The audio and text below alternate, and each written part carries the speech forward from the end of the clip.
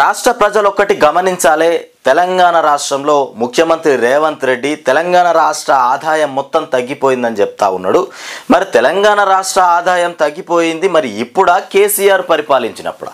మరి కేసీఆర్ గత 10 సంవత్సరాల పాలనలో తెలంగాణ రాష్ట్ర ఆదాయం తగ్గిపోయిందని ఎప్పుడూ చెప్పలే. మళ్ళా ఇవాళ రేవంత్ రెడ్డి సంవత్సర కాలంలోనే తెలంగాణ రాష్ట్ర ఆదాయం మొత్తం తగ్గిపోయిందని చెప్తా ఉన్నాడు. అంటే ఇచ్చిన 6 గ్యారెంటీలు 420 హామీలు ఏవైతే ఉన్నాయో అవి రాష్ట్ర ప్రజలు ఎక్కడ అడుగుతారో అనేటువంటి భయంతో ఆదాయం మొత్తం తగ్గిపోయింది. కేసీఆర్ చేసిన అప్పులే కట్టుకుంటా వస్తున్నా, వాటికి అప్పులు కట్టడానికి డబ్బులు లేకుండా పోయినాయి. మేమిచ్చిన హామీలు నెరవేర్చడం చాలా కష్టం అన్నట్టుగా చెప్తున్నటువంటి మాట ముఖ్యమంత్రి రేవంత్ రెడ్డి. మరి గతంలో కేసీఆర్ తెలంగాణ రాష్ట్రం మరి అప్పుల ఊబిలో కూడుకపోయింది, రాష్ట్రమంతా అప్పుల్లో నిండిపోయింది అని ఒక్కరోజు కూడా మాట్లాడలే. ఇవాళ అప్పులతో తెలంగాణ రాష్ట్రం నిండిపోయిందని రేవంత్ రెడ్డి ఇట్లా చెప్తా ఉంటే రాష్ట్రానికి రావాల్సినటువంటి పెట్టుబడులు కానీ, పరిశ్రమలు కానీ, కంపెనీలు కానీ ఎవరైనా పెట్టుబడి పెట్టడానికి తెలంగాణ రాష్ట్రంలో ఆలోచన చేస్తారా? కంపెనీలు తెలంగాణ రాష్ట్రంలో కంపెనీలు రావాలంటే కూడా భయపడిపోతారు. ఈయన చెప్పే మాటలకి ఆదాయం మొత్తం తగ్గిపోయింది రాష్ట్రంలో అని చెప్తే తెలంగాణ రాష్ట్రానికి రావాల్సినటువంటి కంపెనీలు కూడా రాకుండా పోతాయి. ఇక ఆదాయం ఎక్కడి నుండి వస్తుంది? ఒక ముఖ్యమంత్రి హోదాలో ఉండి రాష్ట్రాన్ని ధనవంతుల రాష్ట్రంగా చేయాల్సింది పోయి బికారీ రాష్ట్రం చేస్తూ ఉన్నాడు. ఇక ఏమన్నా అంటే కేసీఆర్ చేసిన అప్పులను కట్టడానికే నాకు పైసలన్నీ పోతున్నాయని చెప్తుండు. మరి కేసీఆర్ 10 సంవత్సరాల్లో 4,50,000 కోట్లు అప్పు చేస్తే ఇవాళ రేవంత్ రెడ్డి 1,50,000 కోట్లు అప్పు చేసినాడంట సంవత్సరంలోనే. మరి ఎక్కడ పోయినాయి డబ్బులన్నీ? దేనికి ఉపయోగించారు మరి పైసలన్నీ? ఏ పథకం కూడా అమలు కాకపాయే. మరి ఎక్కడ పోయినాయి పైసలన్నీ? అంచనాలకు తగ్గట్టు వస్తలే, అప్పుల ఊబిలో చిక్కుకుంది. అంచనాలు బోలెడేస్తూ ఉన్నాడంట. అంచనాలకు తగ్గట్టుగా డబ్బులు వస్తలేవు, అప్పుల ఊబిలో కూడుకపోయింది రాష్ట్రం అని చెప్తా ఉన్నాడు. మరి ఇట్లా చెప్తే తెలంగాణ రాష్ట్ర ప్రజల మనోభావాలు దెబ్బతింటాయి. ప్రజలు భయభ్రాంతులకు గురవుతారా కారా? ప్రజలను భయభ్రాంతులకు గురి చేయడం, ఆదాయం తగ్గిపోయింది అని చెప్పితే ముసలోళ్ళు ఆశతో ఎదురు చూస్తూ ఉన్నారు. 2,000 పెన్షన్ 4,000 ఇస్తారా? మరి 3,000 ఇస్తారా? 2,500 రూపాయలు మహిళలకు ఇస్తున్నారు, మరి అవెప్పుడు ఇస్తారు? ఇగో ఇట్లా మీరు ఇచ్చినటువంటి 420 హామీలు 6 గ్యారెంటీలకు సంబంధించి ఎప్పుడు అవి అమల్లోకి వస్తాయా అని ఎదురు చూస్తూ ఉన్నారు. ఇందిరమ్మ ఇల్లు అన్నారు, ఇల్లు జాడే లేదు. కొత్త రేషన్ కార్డులు అన్నారు, రేషన్ కార్డుల జాడే లేదు. మరి ఏది వస్తుంది? రాష్ట్ర ప్రజలకు ఏం దక్కుతుంది? ఏమన్నంటే అప్పుల ఊబిలో చిక్కుకుంది తెలంగాణ రాష్ట్రం అని చెప్తా ఉన్నాడు. ఒక రాష్ట్ర ముఖ్యమంత్రి రాష్ట్రము అప్పుల ఊబిలో చిక్కుకుందని చెప్పడం ఎంతవరకు కరెక్ట్ చెప్పండి? కొత్త అప్పులు ఇక చేయను, కొత్త అప్పులు చేయడంట. అంటే ఇక మనకేమి ఇయ్యడనే అర్థం, ప్రజలకి ఏమి ఇయ్యడనే అర్థం. రాష్ట్ర ప్రజలకు ఏ హామీ కూడా నెరవేరదని అర్థం. కొత్త అప్పులు చెయ్య అంటే కష్టపడని అర్థం. ఉన్న కాడికి పెడతా, లేనాడు నిద్రపోతా అన్నట్టున్నది. ఉరుకురికి పోయి సంపాదించుకొచ్చి పెట్టి డెవలప్ చేస్తే ఏం లాభం లేదు. ఉన్న కాడికి తిందాం, లేనాడు పస్తులు ఉందామని చెప్తాడు. రైతులు మహిళలకు మస్తు పనులు చేసిన, ఎక్కడ చేసిండా? రాష్ట్రంలో ఉన్నటువంటి రైతులకు మహిళలకు మస్తు పనులు చేసిండట. వచ్చి 15 నెలలు అయింది, 15 నెలల్లోనే మస్తు పనులు చేసిండట. మరి ఏం పని చేసిండు?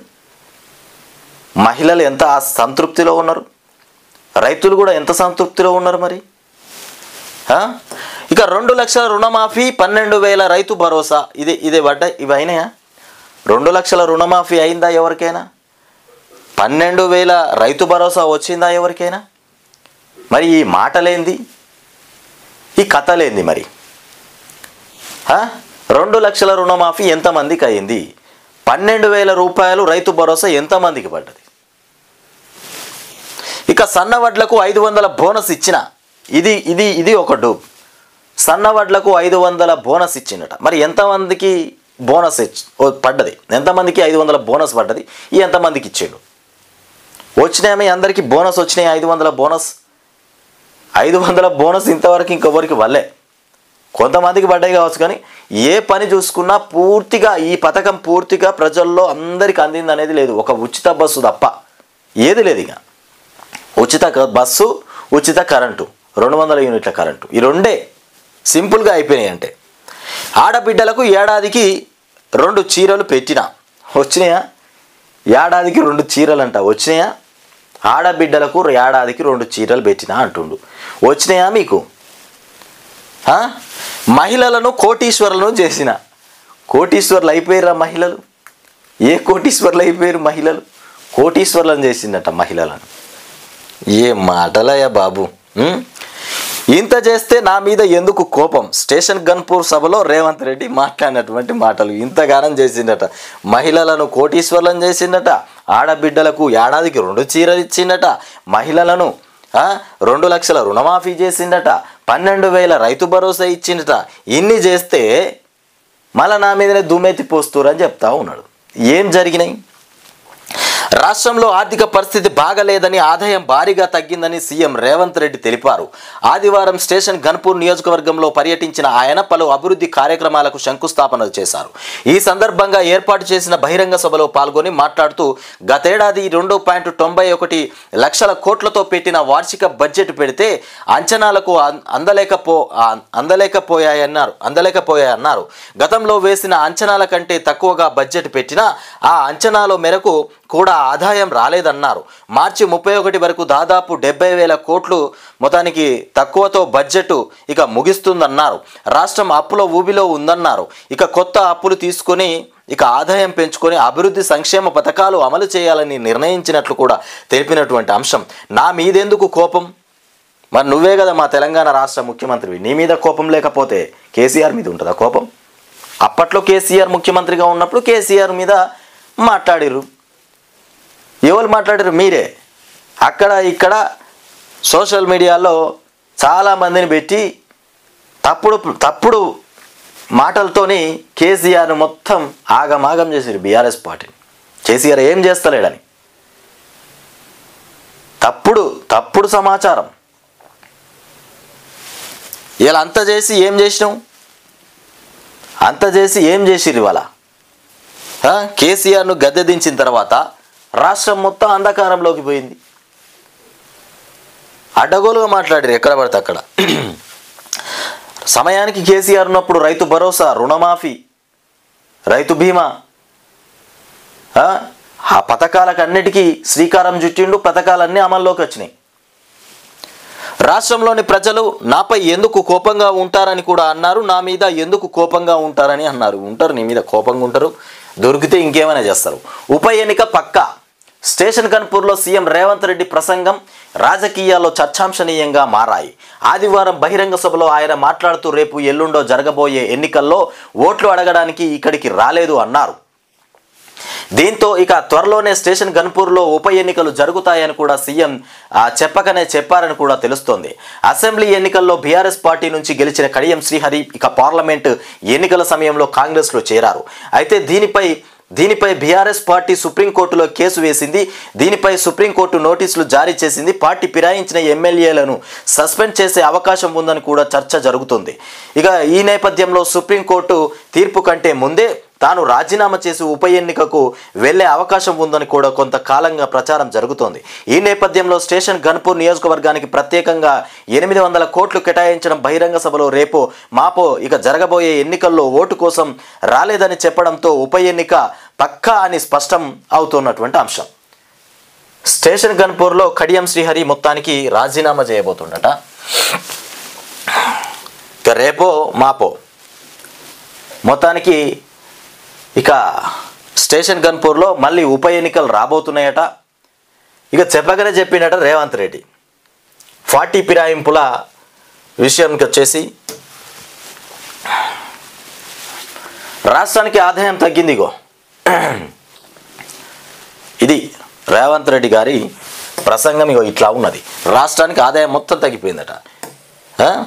57,000 ఉద్యోగాలు ఇచ్చి నిరుద్యోగ సమస్యను తెలంగాణ నుంచి పారదోలానని అన్నారు. 57,000 ఉద్యోగాలు ఇచ్చి తెలంగాణ రాష్ట్రం నుండి నిరుద్యోగం అనేటువంటిది పారదోలిందట. 57,000 ఉద్యోగాలు కేసీఆర్ ఇచ్చినాయనయ్య. కేసీఆర్ ఖాళీలు భర్తీ చేస్తే అవి ఇలా నియామక పత్రాలు ఇచ్చి సంఘాలు గుద్దుకుంటా ఉన్నారు వీళ్ళు, మేమే ఇచ్చామని. 65 లక్షల మంది ఆడబిడ్డలకు 2 చీరలు పెట్టిన, 1000 ఆర్టీసీ బస్సులు ఇచ్చి కోటీశ్వరులను చేసిన, రైతులకు 2 లక్షల రుణమాఫీ చేసిన, ఇక 12,000 రైతు భరోసా ఇచ్చిన, పంటకు 500 బోనస్ ఇచ్చిన, 24 గంటలు ఉచిత విద్యుత్ వస్తుందా? పోతా ఉంది, వస్తూ ఉంది. వాస్తవం ఇక కాదా అన్నారు. ఇన్ని ఇచ్చినాక నా మీద ఎందుకు కోపం ఉంటుందని రేవంత్ రెడ్డి అన్నారు. ఆడబిడ్డలను కోటీశ్వరులను ఎక్కడ చేసిండు? మరి మా నియోజకవర్గంలో మాత్రం ఒక్క ఆడబిడ్డ కూడా కోటీశ్వరాలు కాలే. మరి ఎక్కడైనారో కానీ మా నియోజకవర్గంలో కాలే. నాకు తెలిసి మాత్రం ఎక్కడ కోటీశ్వరాలు కాలే ఏ మహిళ కూడా. వరంగల్ జిల్లాకు 6,500 కోట్లు. వరంగల్ జిల్లాను హైదరాబాద్తో పోటీ పడేలా అభివృద్ధి చేస్తానన్నారు. దీనికోసం 6,500 కోట్ల కేటాయించినట్లు కూడా చెప్పారు. ఇప్పటికే వరంగల్కు ఎయిర్పోర్ట్ తీసుకొచ్చారని కూడా డివిజన్ రైల్వే కోచ్ ఫ్యాక్టరీ కూడా తీసుకొచ్చేటువంటి బాధ్యత నాదే అన్నారు. ఇక కాంగ్రెస్ ప్రభుత్వం వచ్చిన తర్వాతే ఔటర్ రింగ్ రోడ్డు ఎయిర్పోర్టు ఇక వచ్చిందన్నారు. ప్రస్తుతం స్టేషన్ ఘన్పూర్ నియోజకవర్గం అభివృద్ధి కోసం ఏకంగా 800 కోట్లు కేటాయించినట్లు కూడా చెప్పారు. దీంతో 200 కోట్లతో యంగ్ ఇండియా ఇక ఇంటిగ్రేటెడ్ రెసిడెన్షియల్ స్కూల్ను కూడా ప్రారంభించారట. మొత్తానికి 12.9 కోట్లతో ఇక గోవర్ధనగిరి నుంచి చర్లతండ వరకు కూడా రోడ్డు నిర్మాణ పనులకు శంకుస్థాపన చేశారు. ఇక 26 కోట్లతో ఇంటిగ్రేటెడ్ డివిజనల్ స్థాయి ఆఫీస్ కాంప్లెక్స్ కూడా రూపాయలు వచ్చేసి 45.5 కోట్లతో ఘన్పూర్లో 100 పడకల ఆసుపత్రి, ఇక 5.5 కోట్లతో ఘన్పూర్లో డిగ్రీ కాలేజీ ఏర్పాటు వంటి పనుల్లో పాల్గొన్నారు. ఇక దేవాదుల ఎత్తిపోతల పథకం ఇక ఫేజ్ 2లో భాగంగా 148.76 కోట్లతో ఇక ఆర్ఎస్ ఘన్పూర్ ప్రధాన కాలువ సిసి లైనింగ్ పనులు కూడా పూర్తి చేసినామని చెప్తున్నటువంటి లైనింగ్ పనులట, పూర్తి కాదు ఇంకా. ఇక 25.6 కోట్ల వ్యయంతో స్టేషన్ ఘన్పూర్ నియోజకవర్గంలో 750 ఇందిరమ్మ ఇల్లు మంజూరు చేశాను. ఇవన్నీ చేసిండట స్టేషన్ ఘన్పూర్. ఎందుకంటే ఉప ఎన్నికలు వస్తున్నాయి కాబట్టి స్టేషన్ ఘన్పూర్లో ఇవన్నీ చేసినా అని చెప్తున్నాడు. మరి జరిగినాయా జరగలేదా? డబ్బాలు కొట్టుకుంటా ఉన్నాడు మరి ముఖ్యమంత్రి రేవంత్ రెడ్డి. మరి అయిందా కాలేదా తెలియదు.